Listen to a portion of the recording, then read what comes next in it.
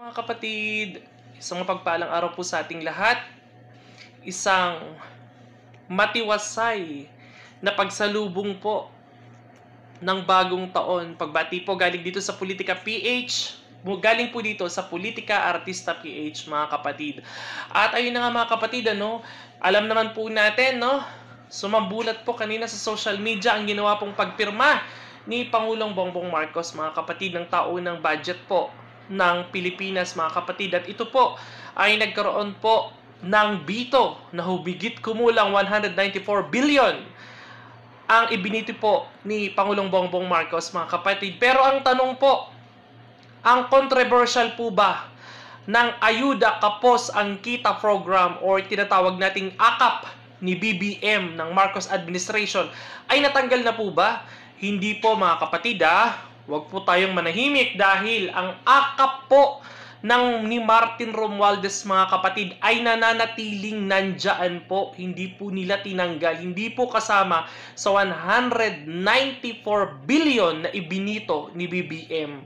Ang AKAP po ay nandyan pa rin. Ito po ay paghahatian ng Senado at ng Kamara de Buaya de Representante, mga kapatid. Kita mo ang dami nilang paligoy-ligoy, ang dami nilang mga kaek-ikang pinagagagawa. Pero, hindi pa rin nakinig si BBM. Nandyan pa rin ang AKAP na inirequest ni Martin Romualdez, mga kapatid. Ang 194 billion, ano-ano pong proyekto yan? Ano-ano po ang mga tinanggalan? Ano-ano po ang mga ibinito? Basahin po natin, mga kapatid. Ito po ang naging pahayag ni Atty. Trixie Cruz Angeles ng Luminous by Trixie Cruz and Angeles and Ahmed Paglinawan. Ito po, basahin po natin. Kapipirma lang ni BBM ng 2025 national budget. Guess what? May nabito na 194 billion pero hindi kasama ang controversial na AKAP o ayuda sa Kapos ang Kita program at iba pang mga ayudang administrasyon ni Tamba, ni PBBM. Ayon sa kopya ng ating nakalap, ay nasa ilalim ang AKAP budget ng conditional implementation. Mas istrikto daw itong ipatutupad. So, yung hindi under dito ay hindi istriktong ipapatupad. Gaya ng ating napag-usapan dito sa Luminous, ang Pangulo ay pwede lang mag-line item dito at hindi pwedeng ibalik yung mga itinanggal na both houses of Congress na mga proposed budget sa NEP, gaya nung DepEd at PhilHealth, etc.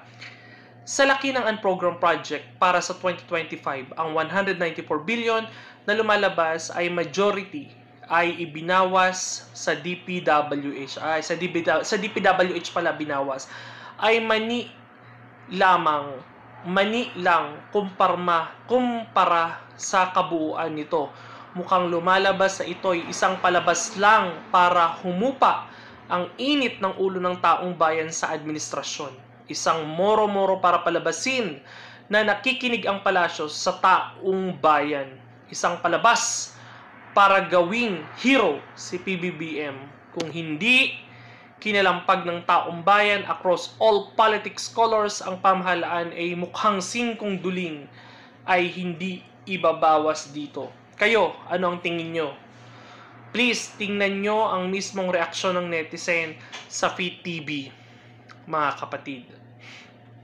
At ayun nga, sinasabi natin dito na ginagawa lang po nilang palusot para po kumalma.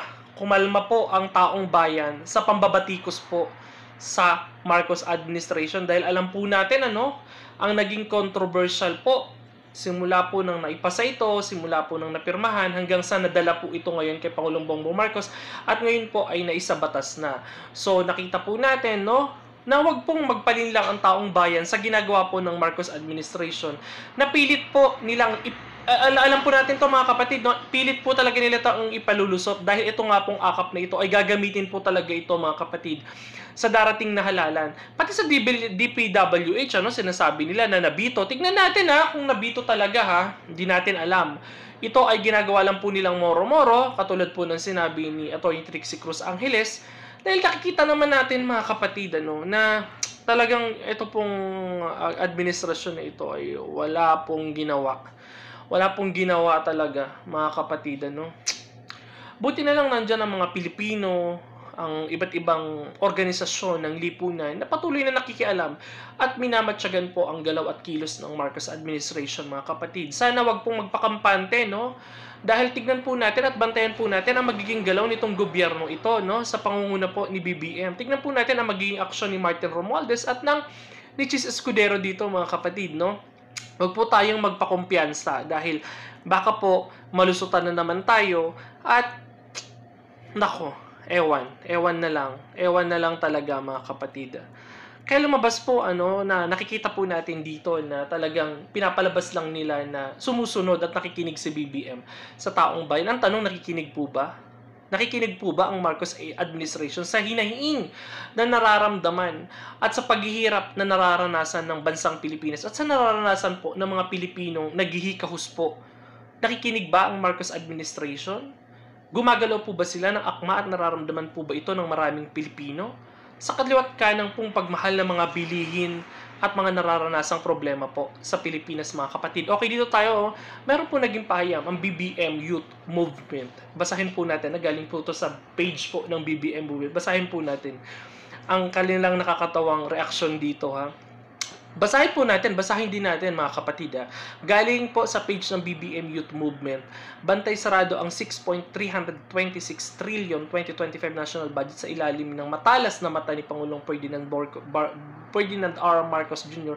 ayon kay Executive Secretary Lucas Bersamin, isang kilalang legal expert at dating punong mahistrado ng Korte Suprema. Sa kanyang mahigit na pagsusuri, tiniyak ng Pangulo na bawat sentimo ng pondo ay nakatuon sa mga programang magpapalakas sa bansa at mapagbuti ang buhay ng bawat Pilipino.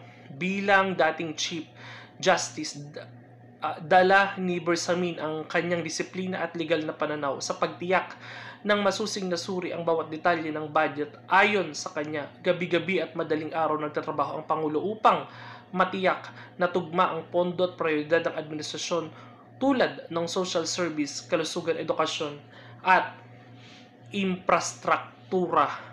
Ang kabusising estilo ng Pangulo ay makikita rin sa kanyang direktang pagbito ng 194 bilyong proyekto na hindi na-align sa layunin ng gobyerno. Sa ilalim ng pamamahala ito, tiniyak ni Bersamin na maaasahan ng publiko ang maingat at maayos sa paggamit ng pondo ng bayan. Isang marka, responsibilidad at liderato. Yan po. Galing daw po yan, ha? Galing po sa Palasyo ng Malacanang. Nakita naman daw ni Bersamin, na binusuisido po. At basahin po natin ang pahayag ni Bersamin. I assume the role of the Executive Secretary 3 months into his administration. I have been here since then. Mabusisi si Presidente mula sa umpisa. I can give their assurance that the President is very focused, very prudent. Ilocano Maybe people don't show how works, but he works very much well into the night in early morning. Yan po ang naging pahayag ni Lucas Bersamin, mga kapatid. Ano po ang nakikita natin dito, mga kapatid? Nakikita natin dito, mga kapatid, sa kanilang mga estratehiya, na ayawan, di natin alam, mga kapatid, kung ang tanong natin dyan, mga kababayan, kung talagang nabusisi ng maayos, bakit po hindi tinanggal ang AKAP? Ibig sabihin po, priority po ang pamimigay ng ayuda? Priority po ang pamimigay ng ayuda? Dapat po sinama nyo po yung AKAP. Dapat po sinama nyo rin po sa pagbito yon. Priority din po ba yon ng gobyerno?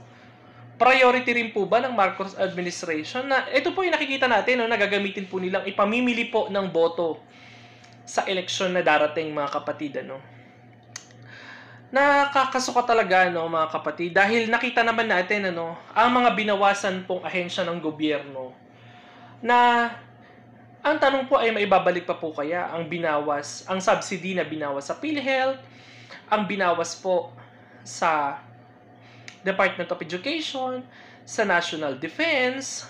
Makikita natin dito, mga kapatid, na ang pakiusap natin dito na magbantay po ang mga Pilipino, no? Dahil kung hindi po natin babantayan ito, patuloy pong gagaguhin ang taong bayan dito, mga kapatid. Meron po silang inilabas na chart, mga kapatid. Tingnan po natin ito. O galing po ito sa Presidential Communications Office, mga kapatid. Basahin po natin.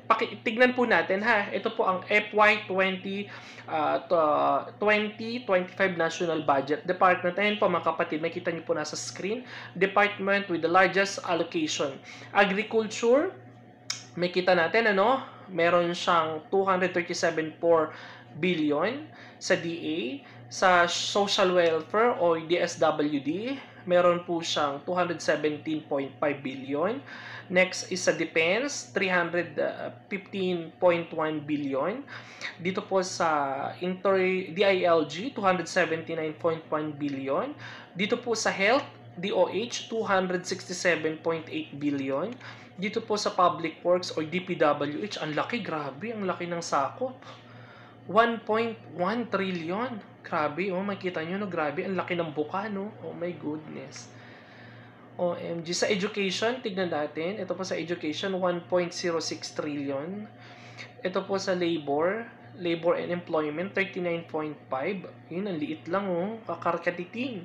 Sa justice department, 42.2 billion. And sa judiciary, 60.4 billion.